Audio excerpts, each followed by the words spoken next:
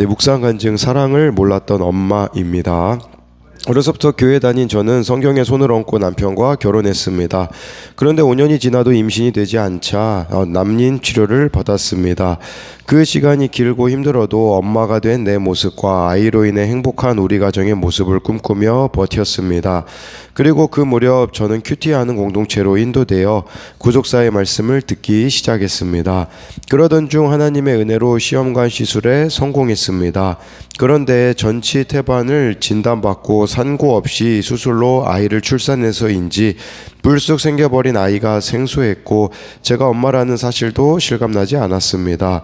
게다가 남편의 갑작스러운 해외 발령으로 낯선 곳에서 홀로 육아를 전담하니 점점 한계 상황에 이르렀습니다. 아이는 밤낮 없이 울어대고 두세 시간마다 분유를 먹이고 기저귀를 가느라 편히 잘 수 있는 시간이 없었습니다. 그제야 비로소 저는 내가 낳은 아이조차 사랑할 수 없고 스스로 만들어 놓은 이상적인 엄마의 모습으로 아이를 기르는 것이 불가능함을 알게 되었습니다. 이후 교회 소그룹 모임에서 말씀으로 제 삶을 나누고 양육을 받으면서 제 내면의 상처와 왜곡된 가치관을 직면해 갔습니다. 그러자 예수님이 진리를 말씀하셔도 깨닫지 못하는 내가 바로 아비 마귀에게서 난 자임을 깨닫고 회개하게 되었습니다. 그제야 저는 진정으로 하나님께 속한 자가 되어 하나님의 말씀을 들으며 사랑을 배우게 되었습니다. 그럼에도 제 안에는 여전히 세상 가치관과 편견이 남아있어 말씀을 잘 알아듣지 못할 때가 있습니다. 가족 구원을 위해 살겠다고 기도하면서도 내 생각대로 일이 풀리지 않으면 낙심과 우울에 빠지곤 합니다. 말씀을 알아듣지 못해 예수님을 돌로 치려 한 유대인들처럼 저 역시 육아 고난이 없었다면 구속사를 깨닫지 못하고 율법적인 신앙생활을 했을 것입니다. 부족해도 날마다 말씀을 묵상하며 엄마의 역할을 겸손히 감당하겠습니다. 적용하기입니다. 중학생이 된 아들에게 내 덕분에 예수님을 만나게 되어서 고마워라고 말하겠습니다. 아들에게 잔소리하고 싶을 때 1절만 하고 그만하겠습니다. 네, 여기 이렇게 한계 상황에 이르게 되어지자 정말 이 내가 낳은 아이조차도 사랑할 수 없고 스스로 만들어 놓은 이상적인 엄마 모습으로 아이를 기르는 것이 불가능하다라고 이렇게 그걸 깨닫게 되었다고 하며 또 양육을 받자 그 안에 이제 내면의 상처, 왜곡된 가치관을 직면해 갔다라고 말해주고 있습니다. 네, 오늘 말씀 제목을 말씀을 통한 가지치기라고 하는 것을 이렇게 잡은 이유는요.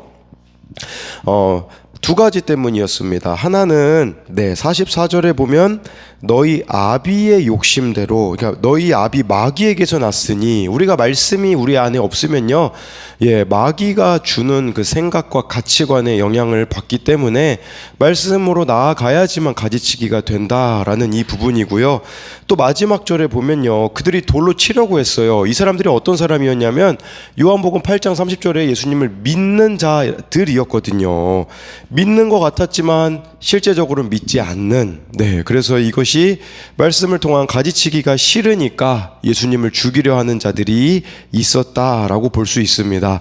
42절 43절을 보면요, 예수께서 이르시되 하나님이 너희 아버지였으면 너희가 나를 사랑하였으리니 이는 내가 하나님께로부터 나와서 왔음이라. 나는 스스로 온 것이 아니요 아버지께서 나를 보내신 것이니라. 어찌하여 내 말을 깨닫지 못하느냐. 이는 내 말을 들을 줄 알지 못함이로다 라고 해서요, 만약에 너희 아버지가 하나님이었다면 당연히 나를 알아봤을 거고 나를 사랑했을 거라고 예수님이 말씀하세요. 왜 그러냐면 예수님이 하나님께로부터 왔기 때문이다 라고 말씀해 주고 있는 것이죠. 그런데 이들은 43절에 보니까 예수님의 말을 깨닫지 못하고 들을 줄 알지 못했다라는 것이에요. 문제가 어디에 있었을까요? 요한복음 4장에 보면요, 사마리아 여인은 바로 알아듣거든요. 바로 알아들어가지고 예수님을 알아보지 않습니까? 사실 사마리아 여인이 알아볼 정도였다면 유대인들은 왜 못 알아보겠느냐라는 거죠. 무엇의 문제였을까요? 그들 내면의 문제였었다라는 것을 우리들에게 보여주고 있는 것입니다. 그러니까 이들은 예수님 말씀을 이해하지 못했고, 여기서 이 내 말을 들을 줄 알지 못합니다. 이 듣다라는 단어가요, 무심코 듣는 것에 그치지 않고 주의를 기울이거나 순종하는 것을 의미하는 거죠. 그러니까 잘 듣기 위해 자기 생각을 내려놓기 전까지는 순종해 보지 않고서는 예수님 말씀은 절대로 깨달을 수가 없다라는 것이에요. 그런 의미로 보자면 예수님 말씀을 알아듣는다는 건 무슨 말일까요? 그 말씀을 통해서 내 삶에 조그만한 변화가 일어나는 거, 그걸 가리키는 겁니다. 순종의 경험 없으면 이것은 말씀을 아는 것이 아니라는 것을 보여주는 거죠.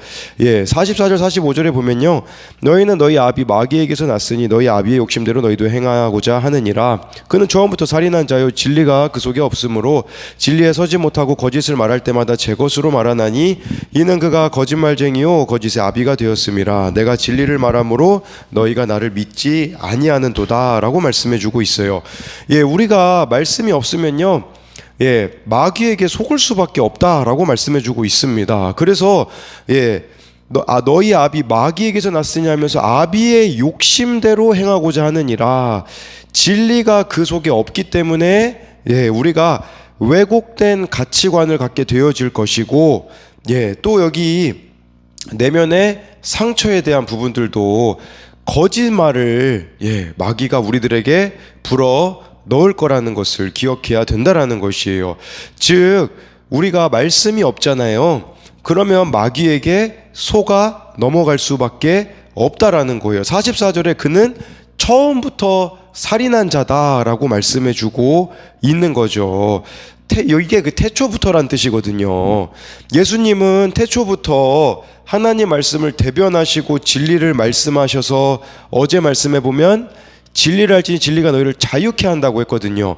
예수님은 태초부터 우리를 자유케 하시기 위해서 이 땅에 오신 거죠. 근데 마귀는 태초부터 우리를 억압하려고, 노예로 만들려고 온 존재다라고 말씀해주고 있는 것이에요. 자꾸 이렇게 왜곡하고 속여서 인간에게서 진리가 주는 자유를 마귀는 빼앗는다라는 것을 나타내고 있는 것이에요. 그래서 45절에 예수님이 진리를 말씀하심으로 그들이 예수님을 믿지 않았다라고 말씀해주고 있어요.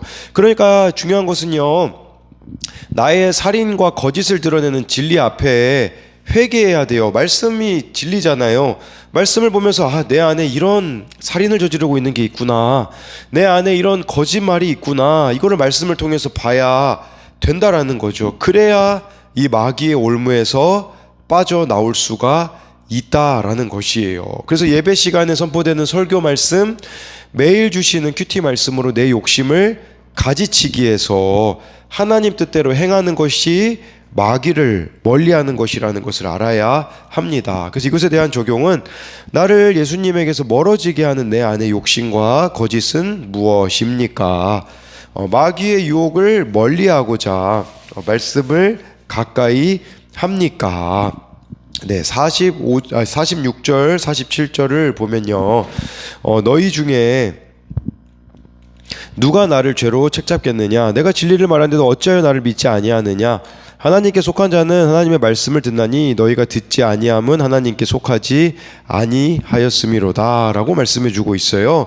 예수님은 지금 할 수 있으면 너희 한번 나에게 있는 죄를 한번 책 잡아 봐라, 내 안에 죄를 한번 드러내 봐라, 예수님이 이렇게 말씀하셨습니다. 그러면서 47절에 너희가 이 말씀을 듣지 않는 것은 하나님께 속하지 않았기 때문이라고 결론을 내리는 것이에요. 그렇다면 반대로 하나님 말씀을, 하나님께 속한 자는 어떤 자입니까?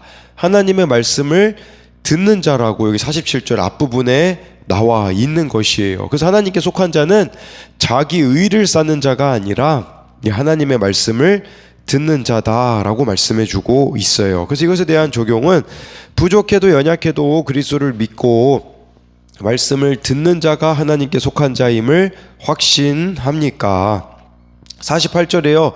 유대인들이 대답하여 이르되 우리가 너를 사마리아 사람 또는 귀신이 들렸다 하는 말이 옳지 아니하냐 라고 해가지고요, 유대인들은요 예수님을 사마리아 사람이라고 했어요. 이게 무슨 말이냐면 영적으로 잡스러운 사람이다. 이렇게 예수님에 대해서 이들이 평가를 내린 거예요.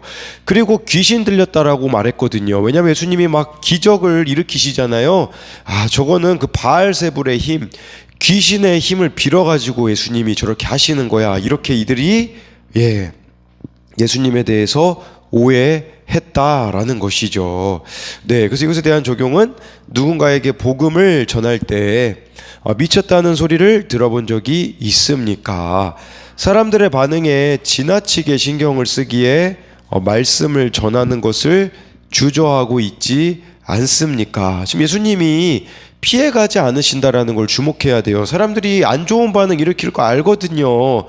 그런데도 예수님께서는 이렇게 하시는 이유가 왜 그렇습니까? 하나님이 보내신 분이기 때문이라는 거죠. 우리도 하나님으로부터 그런 보내심을 받았다면 우리도 사람들의 반응에 크게 신경 쓰지 말고 정말 이렇게 말씀을 전하는 자가 되어야 한다라는 것입니다.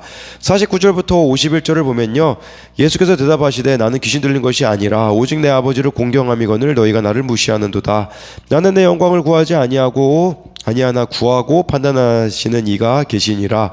진실로 진실로 너에게 이르노니 사람이 내 말을 지키면 영원히 죽음을 보지 아니하리라 라고 말씀해주고 있습니다. 그래서 예수님이 난 귀신 들린 게 아니라 오직 하나님을 공경한데 너희들이 나를 무시한다라고 이렇게 말씀해주고 있습니다. 그러면서 나는 내 영광을 구하지 않는다라는 것은 나는 스스로의 그런 명예와 영광을 위해 일한 적이 없다라는 것이에요. 예수님이 만약에 자신이 영광을 받으시려고 했다면 어떻게 했을까요? 그랬다면요, 오병이어 기적 때 이 사람들이 예수님을 왕으로 삼으려고 했잖아요. 예수님이 만약에 자기 영광을 구하셨다면 벌써 왕이 되셨을 것이고요. 그리고요, 예수님이 자기 영광을 구한다면요, 듣는 사람들을 불편하게 할 말씀을 안 하셨을 겁니다. 지금 이들이 불편함을 느끼는 것 자체가 예수님이 자기 영광을 구하고 있지 않기 때문에 예수님이 이들에게 불편한 말을 하셨다라고 볼 수가 있는 것이겠죠. 그러면서 50절에 구하고 판단하신 이가 계시니라 라는 것은 하나님이 나서서 영화롭게 해주실 것을 믿는다라는 거예요. 우리에게도 이 믿음이 있었으면 좋겠어요. 지금 현실만 보면 답답한 일이 한두 가지가 아니에요. 그런데 나중에 하나님이 나의 이 십자가 지는 순종 적용하는 걸 보시고 갚아주실 날이 오겠지, 이 믿음을 가지고 살아가는 것이 우리들 가운데 필요하다라는 것이에요. 근데 51절에 사람이 예수님 말씀을 지키면 영원히 죽음을 보지 않는다고 말해주고 있어요. 영생을 누리게 된다라는 것인데요, 죽어서만 천국 간다라는 의미가 아닙니다. 우리가 이 땅에서도 정말 예수님 말씀대로 살아가면 천국입니다. 그런데 여러분들이 예수님 말씀을 외면하면서 살아가면요, 어떨까요? 지옥이라는 것을 아셔야 돼요. 현재 나의 삶이 천국이냐 지옥이냐는 내가 예수님의 말씀을 듣고 있느냐 듣고 있지 않느냐에 따라 달려있다라는 것입니다. 그래서 이것에 대한 적용은요, 하나님께서 높여주시도록 일하시도록 기다려야 하는 일은 무엇입니까? 영원히 죽음을 맛보지 않고자 오늘 내가 지켜야 할 예수님의 말씀은 무엇입니까? 52절 53절을 보면요, 유대인들이 이르되 지금 내가 귀신 들린 줄 아노라. 아브라함과 선지자들도 죽었거늘 내 말은 사람이 내 말을 지키면 영원히 죽음을 맛보지 아니하리라 하니 너는 이미 죽은 우리 조상 아브라함보다 크냐? 또 선지자들도 죽었거늘 너는 너를 누구라 하느냐? 라고 해가지고요, 예수님이 말씀하신 것은요, 육신의 그냥 그런 죽음을 말한 게 아니었거든요. 그러니까 이 사람들은 육체적인 죽음으로 오해한 거예요. 그러다 보니까 역사상 아무도 육체적으로 죽지 않은 사람이 없기 때문에 예수님 말씀은 황당하다, 이제 이들이 그렇게 받아들인 거죠. 또 53절에 보면요, 이들이 지금 말하고 있는 거, 너는 우리 조상 아브라함보다 크냐? 선지자들도 죽었는데 너는 너를 누구라 하느냐라는 이 유대인들이 질문 안에 있는 답답함을 보게 되어져요. 뭐냐면 예수님을 무시할 수도 없고 인정할 수도 없는 답답함이라는 것을 보여주는 것이라고 할 수가 있어요. 그런데 이들이 예수님 말씀을 받아들이지 않는 이유가 뭘까요? 그 이유는요, 내려놓아야 될 게 너무나 많기 때문이에요. 왜 예수님이 자기 영광을 구하지 않는다고 말씀하셨을까요? 알고 계시는 거예요. 유대인들이 자기 영광을 구하는 삶을 살고 있다라는 것을요. 이들 삶에 하나하나 가지치기 해야 되는 것들이 있는데 그걸 하기 싫으니 예수님께 대하여 왜곡된 평가를 내리고 있는 이 모습이 저와 여러분들의 모습일 수 있다라는 거예요. 내 삶에 말씀을 통해 가지치기를 해야 되는데 싫은 거예요. 그러다 보니까 우리가 말씀을 외면해버리고 살아갈 때가 얼마나 많이 있느냐라는 거죠. 그래서 이것에 대한 적용도 말씀대로 살아야 하는 것을 알지만 말씀대로 살지 않고 있는 삶의 답답함을 느끼고 있지는 않습니까? 54절 55절 보면요, 예수께서 대답하시되 내가 내게 영광을 돌리면 내 영광이 아무것도 아니거니와 내게 영광을 돌리신 이는 내 아버지시니 곧 너희가 너희 하나님이라 칭하는 그이시라. 너희는 그를 알지 못하되 나는 아노니 만일 내가 알지 못한다 하면 나도 너희같이 거짓말쟁이가 되리라. 나는 그를 알고 또 그의 말씀을 지키노라 라고 해가지고요, 네, 예수님이 54절에 보면 하나님께 영광 돌리기 위해서 또 이 땅에 오셨다라는 것을 말씀해주고 있습니다. 그러면서 나는 55절에 하나님을 알고 그의 말씀을 지킨다고 하고 있어요. 우리가 하나님을 안다는 거, 예수님을 안다라는 게 무슨 말이겠습니까? 말씀을 지키는 거예요. 제가 가끔 TV를 보면 그런 사람이 있어요. 저 사람은 진짜 예수님 믿는 사람일 것 같다. 대부분 그렇더라고요. 그 방송에 십자가가 등장하는 것도 아닙니다. 근데 그 사람의 행동과 말을 보면요, 저 사람 왠지 그리스도인일 것 같은데 그렇게 드러나더라고요. 우리가 그리스도인됨을 드러내는 거 어디에 있겠습니까? 여기 55절에 마지막에 나와 있잖아요. 그의 말씀을 지키노라. 우리가 진짜 하나님 말씀에 순종하는 모습을 보여주잖아요. 티내지 않더라도요. 그러면 모든 사람들이 정말 그리스도인임을 알 수밖에 없는 사람이 되어줘야 되는데, 근데 우리는 어떻습니까? 그리스도인이라고 말하고 다니지만 뒤에서 사람들이 저게 어떻게 예수 믿는 사람이야 라는 손가락질을 받고 있지는 않은가를 돌아봐야 된다라는 것입니다.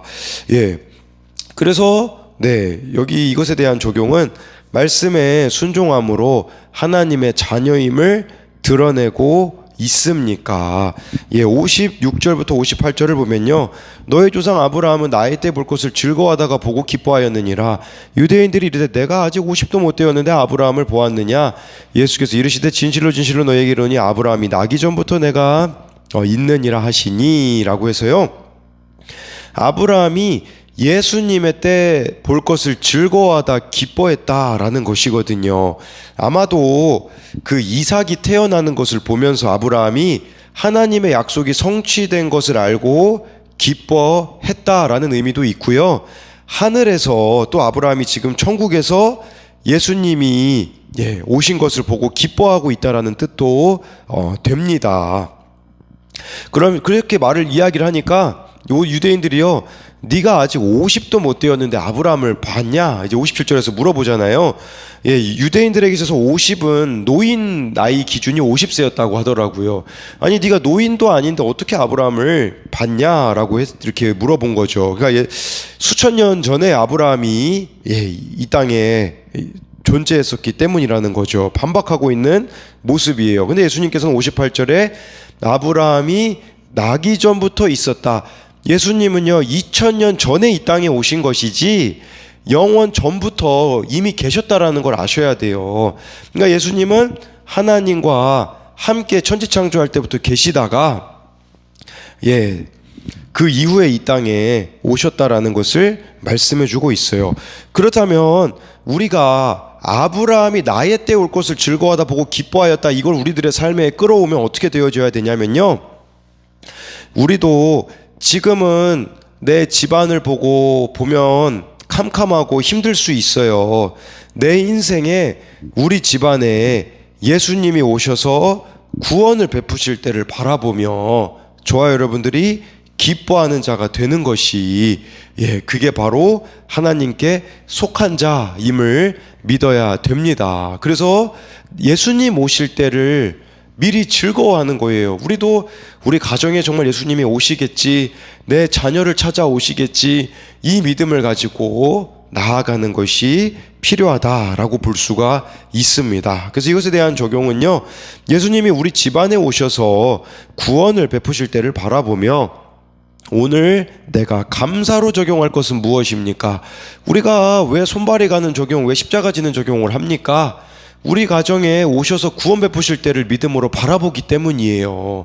우리가 가만히 있으면요, 아무 일도 일어나지 않습니다. 그런데 말씀을 통해 내 죄를 보며, 상대방의 죄가 아니라 내 죄를 보며 나아갈 때 이렇게 적용할 것이 있게 되어질 것이고, 그것이 구원으로 이어진다라는 것을 믿어야 한다라는 것이에요.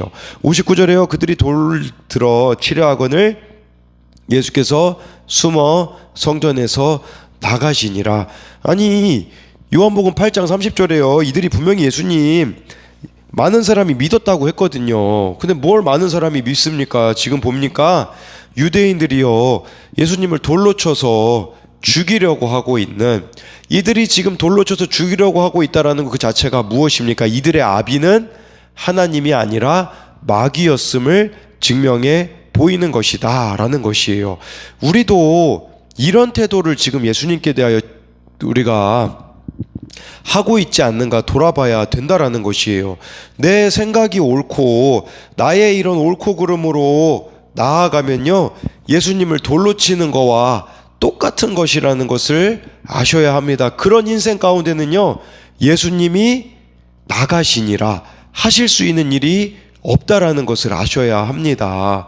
그렇기 때문에 나의 옳고 그름을 내려놓고 말씀으로 내 욕심을 가지치기에 나갈 때에, 그럴 때에만이 예수님이 우리 안에 들어오셔서 진리를 알지니 진리가 너희를 자유케 하리라는 그 말씀처럼 진정한 자유를 맛보게 된다라는 것이에요.